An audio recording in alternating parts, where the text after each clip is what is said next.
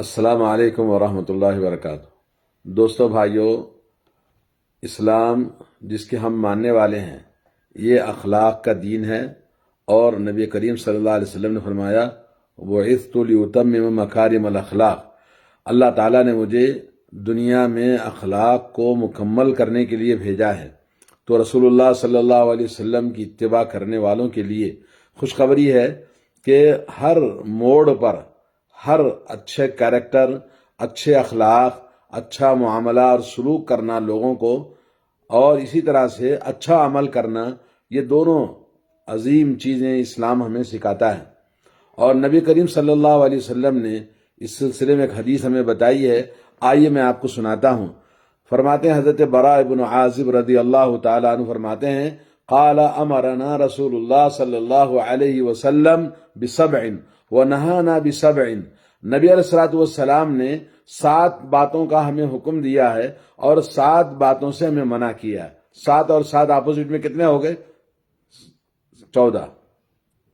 آئیے ہم دیکھتے ہیں 7 باتیں جس کا کرنے کا ہمیں حکم دیا، اللہ تعالیٰ توفیق دے ہم سب کو کرنے کا، اور جن چیزوں سے اللہ کے نبی صلی اللہ علیہ وسلم نے منع فرمایا ہے یقیناً اس میں ہمارے لیے نقصان ہے، ہمارے اخلاق، ہمارا کردار، ہمارا سلوک، ہماری زندگی کے لیے، اس لیے آپ نے منع فرمایا ہے۔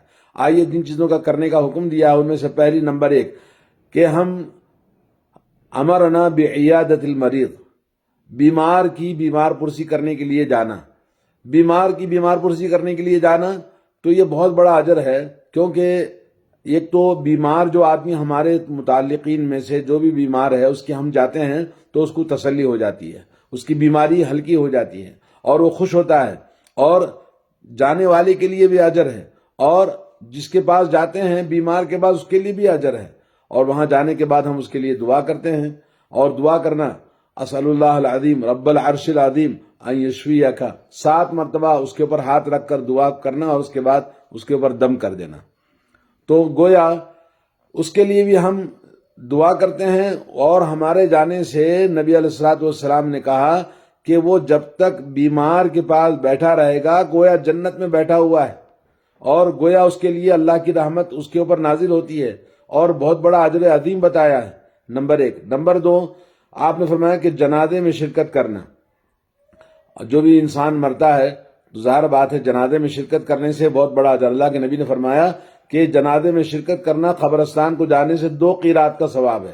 اگر صرف جنازے کی نماز میں گیا تو 1 قرات کا ثواب ہے، اور یہ جانے والے کے لیے بھی اجر ہے، عبرت ہے کہ وہ جو سوچ رہا ہے کہ ابھی کل میرا بھی جنازہ جائے گا، کل مجھے بھی لوگ اسی طرح اٹھا کے لے جائیں گے، میں بھی کسی کندھوں پر جاؤں گا، اور وہاں جانے کے بعد میں قبرستان کو وہ انسان کو جس کو ہم دفن کرتے ہیں کل مجھے بھی دفن کر دیا جائے گا، سبق ہے، عبرت ہے اور نصیحت ہے انسان کے نفس کے لیے، اور انسان وہاں ضرور جائے گا۔ اور اسی طرح سے وہاں جانے کے لیے ایک تو اس کے لیے اجر ہے، اور میت کے لیے ہم دعائے مغفرت کرتے ہیں، اور میت کے لیے دعا کرنے کا بہترین موقع ہے۔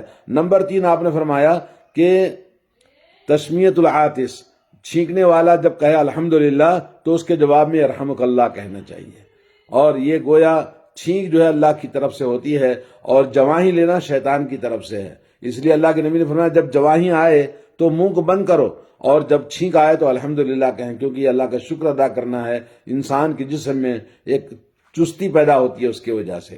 اور چوتھی چیز آپ نے بتائی ابرار القسم، اور کوئی آدمی آپ کو قسم دے تو قسم کو پورا کرنا چاہیے۔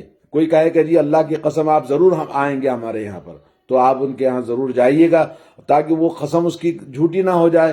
یا یہ کہے کہ جی بیوی شوہر کو قسم دیتی ہے، یا شوہر بیوی کو قسم دیتا ہے، یا دوست دوست کو قسم دیتا ہے، تو اس طرح دینا جائز ہے۔ تو آدمی کو چاہیے کہ وہ دوست کی یا جس کی بھی جو بھی قسم دیتے ہیں تو ان کی قسم کو پورا کرنا، ان کے وعدے کو جھوٹا نہیں کرنا، تاکہ وہ قسم کا اگر پورا نہ کیا جائے تو قسم کا کفارہ دینا پڑے گا۔ تو کسی نے ہمارے اوپر قسم کھائی تو یہ کھانا بھی جائز ہے، اور قسم کو پورا کر دینا چاہیے تاکہ اس کا دل باقی رہے۔ اور آپ نے جیسا کہ اور حدیث میں ہے اجابت الدعوہ، جب کوئی آدمی دعوت دیتا ہے بولے آپ ضرور اللہ کی قسم ضرور آنا ہے، تو شادی کی دعوت ہے، دوستوں کی دعوت ہے، کسی بھی بات کے لیے دعوت دیتا ہے تو اس کے لیے جانا ضروری ہے۔ اور اس کے بعد نمبر 5 ہے کہ نصر المظلوم، مظلوم کی مدد کرنا۔ مظلوم کی مدد کرنا یعنی ظالم کو وہ تو مدد کرنا معلوم ہے. اللہ کے نبی صلی اللہ علیہ وسلم فرمایا انصر اخاک ظالما او مظلوما، اپنے بھائی کی مدد کرو چاہے وہ ظالم ہو چاہے مظلوم ہو. ظالم کو ظلم سے روکنا ہے اور مظلوم کو اس کا حق دلانے کے لیے اس کے ساتھ کھڑے ہونا ہے، اس کے لیے کھڑے ہونا ہے تاکہ اس کا جو ظلم ہوا ہے تو اس کے ظلم کو اس کا حق دلا دیا جائے. اور نمبر 6 ہے اجابت الداعیہ، اور جب کوئی دعوت دینے والا دعوت دیتا ہے تو دعوت کو قبول کرنا ہے. بھائی بہت سارے لوگ ہمیں بہت ساری چیزوں کے لیے دعوت دیتے ہیں، یا کبھی بات کرنے کی خواہش کرتا ہے تو کبھی کھانے کی دعوت دیتا ہے، کبھی کسی اور چیز کی دعوت ہے. تو کوئی آدمی حلال پاکیزہ جائز چیز کی دعوت دیتا ہے تو دعوت کو قبول کرنا ہمارا اخلاقی فرض ہے. اور یہ سب بلند اخلاق ہیں. وہ افشاء السلام، اور سلام کو عام کرنا. نبی کریم صلی اللہ علیہ وسلم کی ایک اور حدیث ہے، کیا میں ایسی چیز تمہیں نہ بتلاؤں جس سے تمہارے درمیان آپس میں محبتیں پیدا ہوتی ہیں؟ آپ نے فرمایا افشوا السلام بینکم، اپنے آپس میں درمیان میں سلام عام کرو. ایک اور حدیث میں اللہ کے نبی صلی اللہ علیہ وسلم فرمایا ایھا الناس صلوا باللیل والناس نیام، کہا کہ لوگوں اطعموا الطعام، کھانا کھلاؤ لوگوں کو، اور رات میں نماز پڑھو اور سلام کو عام کرو، جنت میں داخل ہو جاؤ سلامتی کے ساتھ میں. سبحان اللہ العظیم. ایک بار السلام علیکم ورحمۃ اللہ وبرکاتہ کہے گا کوئی آدمی تو 30 نیکیاں اس کو اللہ تعالیٰ عطا فرماتا ہے. تو اس طرح سے یہ 7 چیزیں ہوئی جو اللہ کے نبی صلی اللہ علیہ وسلم نے ہمیں اخلاق اپنانے کا، کردار کو بنانے کا حکم دیا، جس میں نیکیاں ہی نیکیاں انسان کو حاصل ہوتی ہیں. اور وہ 7 چیزیں جس سے منع فرمایا ہے یقیناً اس کے کرنے سے ہمیں نقصان ہوتا ہے. آئیے ہم دیکھتے ہیں. پہلی چیز آپ نے منع فرمائی ہے کہ ہم ان خواتم بالذهب، سونے کی انگوٹھی پہننے سے منع کیا ہے.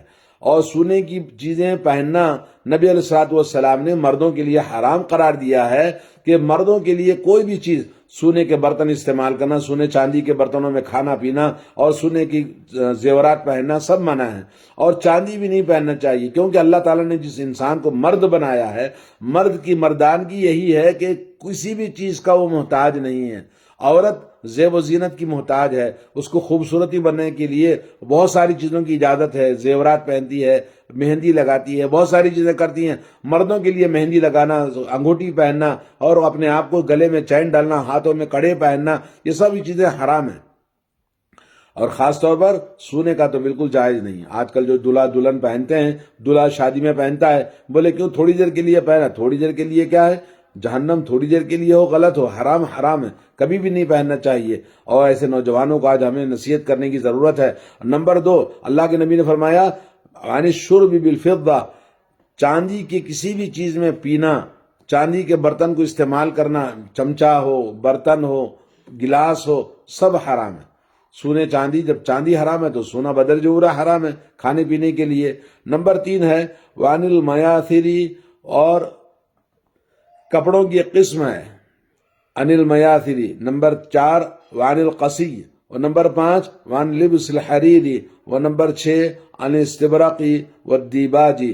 یہ تمام کپڑوں کے اقسام ہیں، جو مختلف قسم کے کپڑے جس سے انسان کی مردانگی میں نزاکت آتی ہے، عیش و عشرت کا ثبوت ہوتا ہے، اس کے اندر غرور اور تکبر پیدا ہوتا ہے، اور اس کے اندر اپنے آپ کا بڑک پن پیدا ہوتا ہے، اور وہ انسان اپنے کو دوسروں سے بڑا متفوق سمجھتا ہے، یعنی اپنے آپ کو دوسروں سے اونچا سمجھتا ہے. اور وہ ایسی چیزیں پہننے سے اللہ کے نبی صلی اللہ علیہ وسلم نے منع کیا ہے.